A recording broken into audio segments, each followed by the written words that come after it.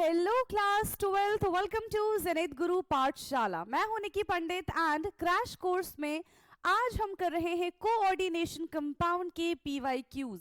Last time हमने कुछ numerical कुछ क्वेश्चन सॉल्व किए थे, बट आज की क्लास में हम 15 मल्टीपल चॉइस क्वेश्चंस करेंगे related to coordination compound. And I hope कि आप सभी तक मेरी आवाज एकदम क्लियर पहुंच रही होगी। So let's start today's class. And आज की क्लास का हमारा पहला क्वेश्चन है, question number 1 is which of the following is the coordination entity in K2ZnOH का होल 4। यहां पे आपको बताना है कि इसमें कोऑर्डिनेशन एंटाइटी कौन सा है। नाउ क्या आपको समझ में आता है कोऑर्डिनेशन एंटाइटी क्या होता है? हमने बहुत सारे जनरल टर्म्स डिस्कस किए थे, राइट? तो कोऑर्डिनेशन एंटाइटी वो होते हैं जो कभी भी ब्रेक नहीं होते एंड वो हमेशा स्फीयर ब्रैकेट के अंदर लिखे जाते हैं, राइट? कैसे लिखे जाते हैं बेटा? हमेशा स्फीयर ब्रैकेट के अंदर लिखे जाते हैं। अगर हम यहां पे K2ZnOH का होल 4 इसको अगर हम ब्रेक करने की कोशिश करें तो ये कैसे इसका ब्रेकडाउन हो जाएगा? ये हो जाएगा हमारा 2K पॉजिटिव प्लस ZnOH का होल 4 2 नेगेटिव। इस तरीके से इसका ब्रेकडाउन हो जाएगा, ठीक है? तो ये हमारा क्या बन जाएगा? दिस इज कोऑर्डिनेशन एंटाइटी, ठीक है? ये हमारा बन जाएगा कोऑर्डिनेशन एंटाइटी। तो यहां पे फटाफट से देख लो ऑप्शन में कोऑर्डिनेशन एंटाइटी कौन सा है? It is ZnOH whole 4 2 negative. ये फर्दर ब्रेक नहीं हो सकता क्योंकि ये हमारा स्फीयर ब्रैकेट के अंदर है। जो भी चीजें स्फीयर ब्रैकेट के अंदर होगी उसको हम फर्दर डिसोसिएट नहीं कर पाएंगे। नाउ नेक्स्ट क्वेश्चन है question number 2। The central atom ion of a coordination complex is also referred to as। Central metal atom को हम और क्या कहते हैं? Lewis acid, Lewis base, Bronsted Lowry acid या फिर ब्रॉन्स्टेड लोवरी बेस। क्या बोलेंगे? मान लो हमारे पास एक मेटल है ना? तो मेटल की टेंडेंसी क्या होती है? मेटल की टेंडेंसी होती है to accept electron from ligands. ये लिगेंड से इलेक्ट्रॉन पेयर को एक्सेप्ट करता है ना? ये इलेक्ट्रॉन पेयर को एक्सेप्ट करते हैं फ्रॉम लिगेंड्स। तो जो स्पीशीज इलेक्ट्रॉन पेयर को एक्सेप्ट करते हैं they are called Lewis acid. क्या बोलते हैं बेटा? उसको हम लुईस एसिड बोलते हैं।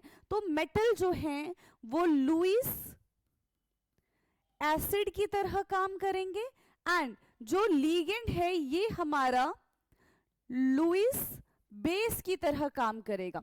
यानी कि जो लोन पेयर डोनर होते हैं they are Lewis base and जो लोन पेयर एक्सेप्टर होते हैं they are Lewis acid. Okay, so ये हो जाएगा हमारा option A correct, that is Lewis acid.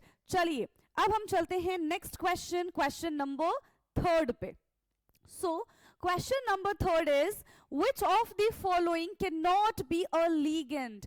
इनमें से कौन सा लीगेंड नहीं हो सकता? ठीक है, लीगेंड आप सबको पता है क्या होता है? Which have tendency to donate their lone pair to the central metal atom is known as ligand, right? तो यहां पे कौन कौन सा लीगेंड है एंड कौन लीगेंड नहीं है? देखो सबसे पहले NH3 के बारे में बात करें, लीगेंड है भाई, है ना? H2O भी लीगेंड है, Cl नेगेटिव भी लीगेंड है। लेकिन जब हम बात करते हैं Ni2 पॉजिटिव, क्या है ये Ni2 पॉजिटिव? ये हमारा है मेटल एंड बाकी के ये 3 जो हैं ये है ligand.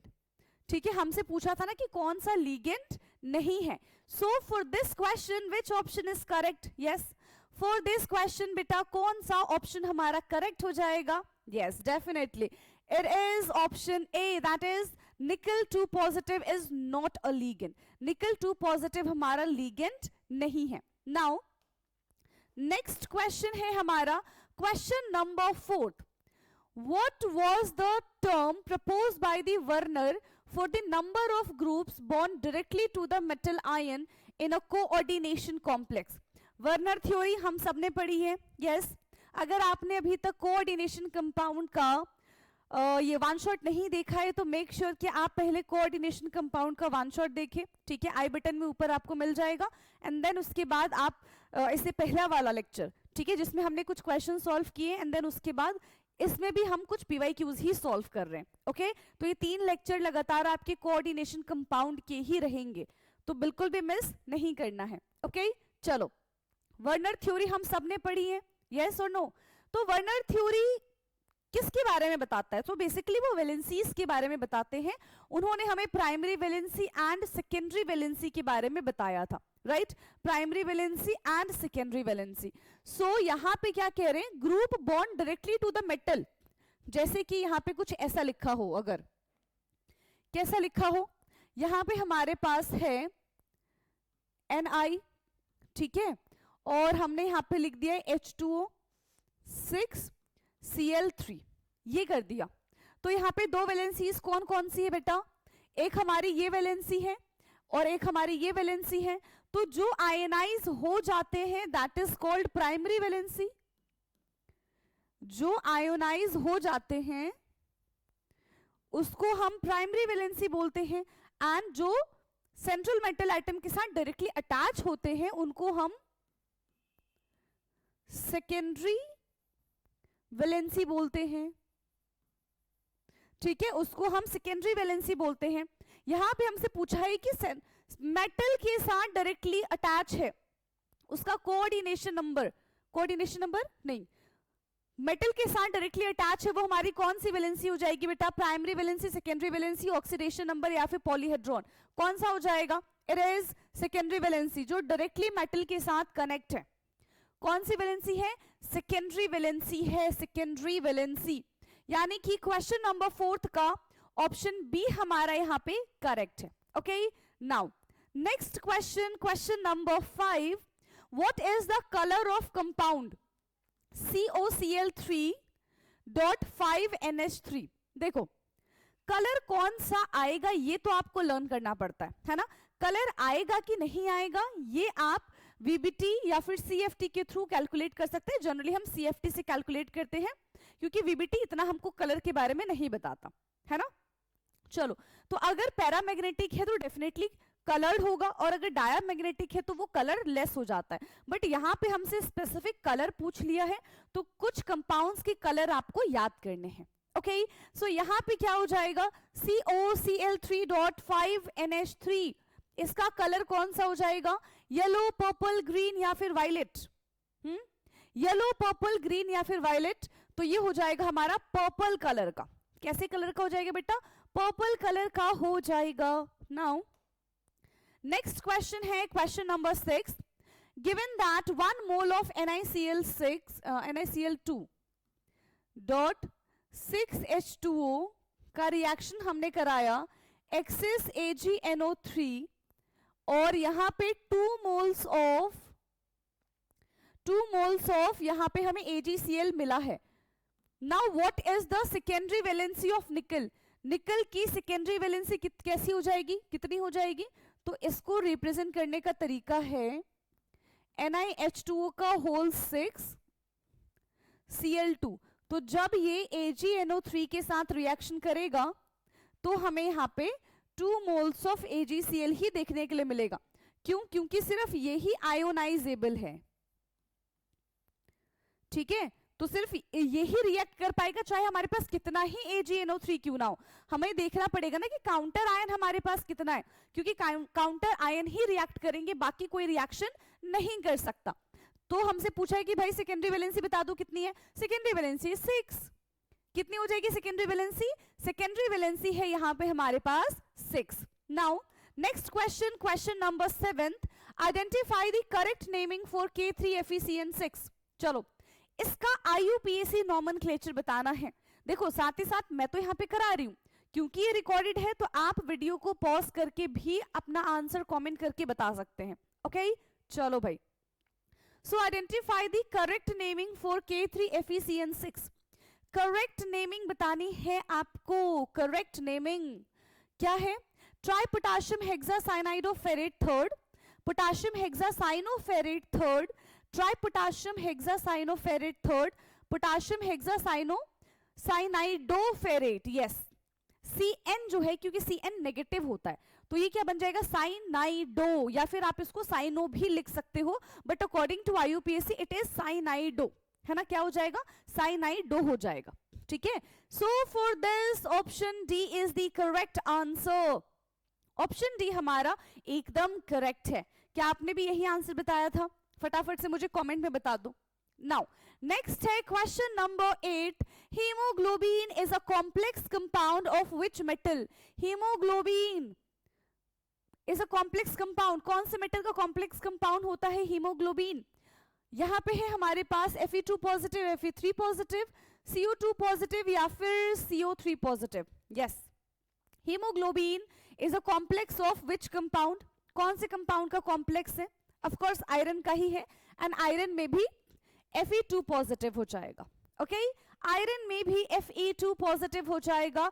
So question number 8 option A is the correct answer. देखो ये तो डायरेक्ट आंसर था, आपकी बुक की पहली पेज में ही ये सारी चीजें दी गई हैं, प्लस हमने ये सारी चीजें वन शॉट में भी डिस्कस की है, ओके।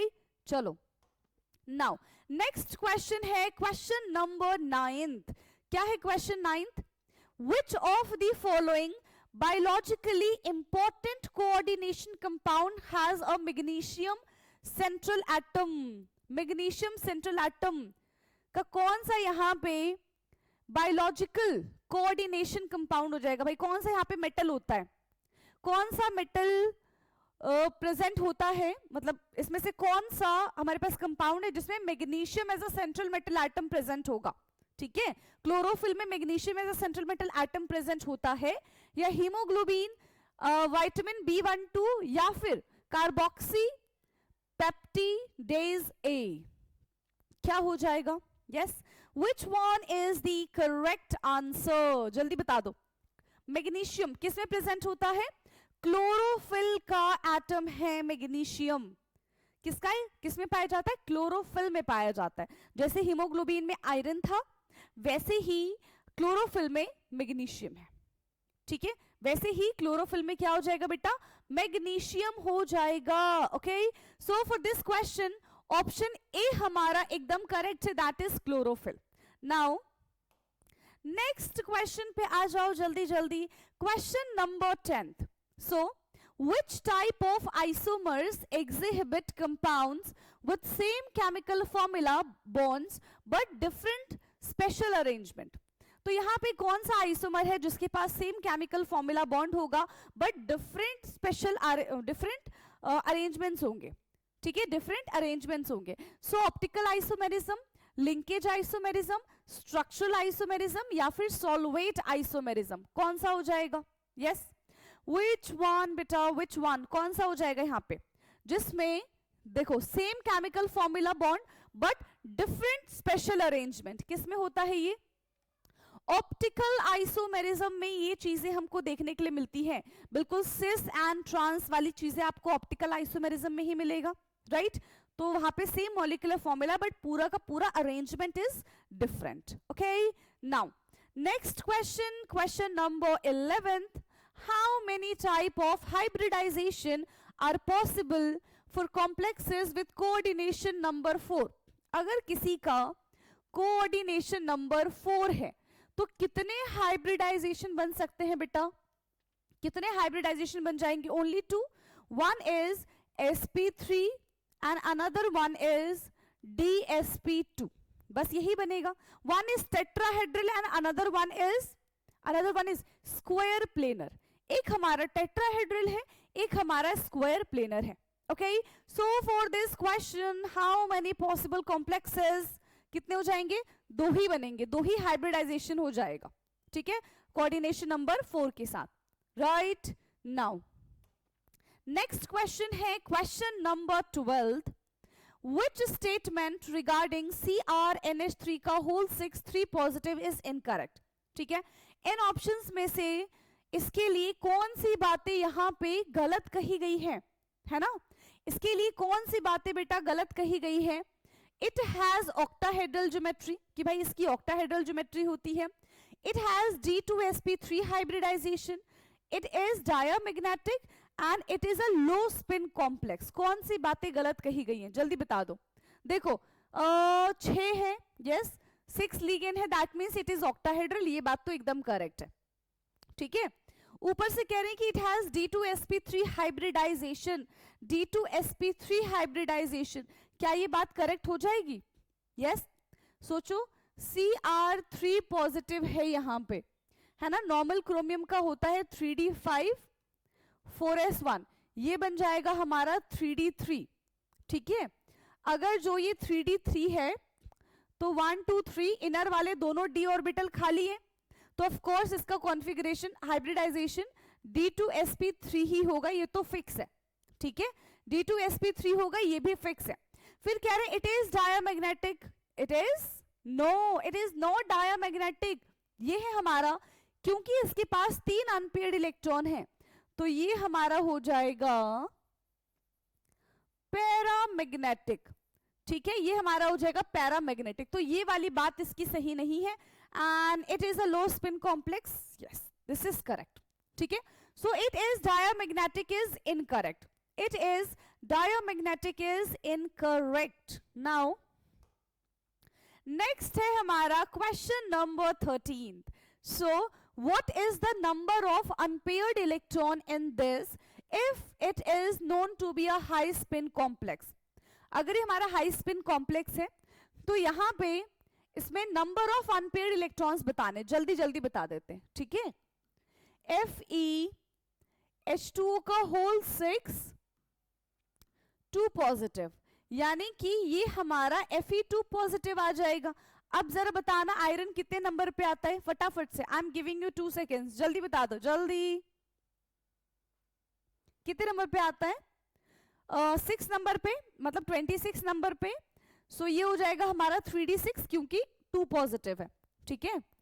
और 1 2 3 4, सो 1 2 3 4 5 6 हो गया 6, बाकी सब खाली है ना, क्योंकि हाई स्पिन कॉम्प्लेक्स कहा है तो ये पेयरिंग तो अब करेंगे नहीं, वीक फ्री लिगेंड है, पेयरिंग नहीं कर पाएंगे।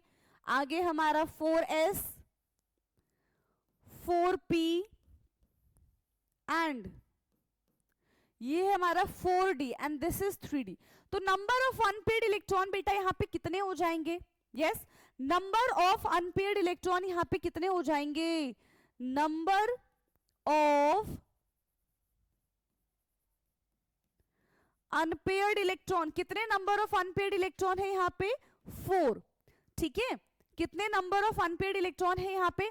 4 अनपेयर्ड इलेक्ट्रॉन प्रेजेंट है, so for this option D हमारा करेक्ट हो जाएगा। यस, क्वेश्चन नंबर 13 का option D is the correct answer.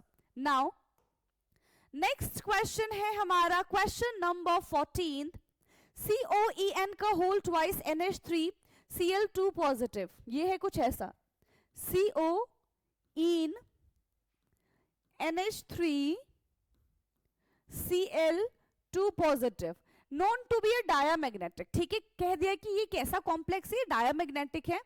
What is a type of hybridization, कैसे टाइप का इसका हाइब्रिडाइजेशन हो जाएगा ये आपको बता देना है, कैसे टाइप का इसका हाइब्रिडाइजेशन हो जाएगा बेटा? एनी आइडिया कैसे टाइप का इसका हाइब्रिडाइजेशन हो जाएगा? यस, डायामैग्नेटिक है, मतलब अब देखो आसान है, पूरा बिना सॉल्व किए आप आंसर बता दोगे, कैसे बेटा? ऐसे, क्योंकि ये डायामैग्नेटिक है, डायामैग्नेटिक मतलब इसने पेयरिंग की होगी, है ना, डायामैग्नेटिक मतलब इसने पेयरिंग की होगी, और जब भी पेयरिंग होती है, जब भी पेयरिंग होती है तो मैक्सिमम टाइम क्या होता है, हम इनर डी ऑर्बिटल लेते हैं, क्योंकि ऑफ कोर्स वही तो पेयरिंग से बच जाएंगे, तो यहाँ पे हमारा हो जाएगा D2sp3। Yes, D2sp3 is the correct answer for question number 14। Is it correct? क्या आप सॉल्व करके मुझे इसका आंसर बता पाओगे कि करेक्ट है कि नहीं है? Yes, okay. नाउ नेक्स्ट है हमारा question number 15, linkage isomer is seen in a compound having dash ligand. Linkage isomers किस में देखा जाता है? यूनिडेंटेड, पॉलीडेंटेड, चीलेट या फिर एम्बीडेंटेड? यस, लिंकेज आइसोमेरिज्म कहां देखा जाता है बेटा? तो लिंकेज आइसोमेरिज्म का मतलब है कि ऐसे लिगेंड्स, ठीक है, जिनके पास टेंडेंसी हो कि ये एक, जिनके पास टेंडेंसी हो ठीक है, दोनों मेटल के पास, दोनों नॉट मेटल, दोनों लिगेंड्स के पास टेंडेंसी हो to donate the lone pair, but वो एक बार में एक ही अपना लोन पेयर डोनेट करेंगे at a time, so that type of ligand is called ambidentate ligand, ठीक है। एंड एम्बीडेंटेड लिगेंड ही लिंकेज आइसोमेरिज्म शो करते हैं, ठीक है, एम्बीडेंटेड लिगेंड ही लिंकेज आइसोमेरिज्म को शो करेंगे। सो फॉर क्वेश्चन नंबर 15 का ऑप्शन डी हमारा यहाँ पे एकदम करेक्ट हो जाता है। एंड इसी के साथ टोटल 20 क्वेश्चंस हमने, नॉट 20, 15 क्वेश्चन हमने यहाँ पे डिस्कस किया, ओके। एंड आई होप कि 15 के 15 क्वेश्चन आपको समझ में आए होंगे। इससे पहले भी हमने 10 क्वेश्चंस डिस्कस किए थे जिसमें हमने प्रॉपर क्वेश्चन सॉल्व किए हैं, ठीक है। तो प्लीज जाके आप वो भी वीडियो देखिएगा, इसके जस्ट पिछला वाला लेक्चर ही है, आपको आई बटन में भी मिल गया होगा अब तक, ओके। चलो, सो अब हमारी मुलाकात होगी अपने नेक्स्ट क्लास में, तब तक के लिए पढ़ते रहिए। Thank you so much.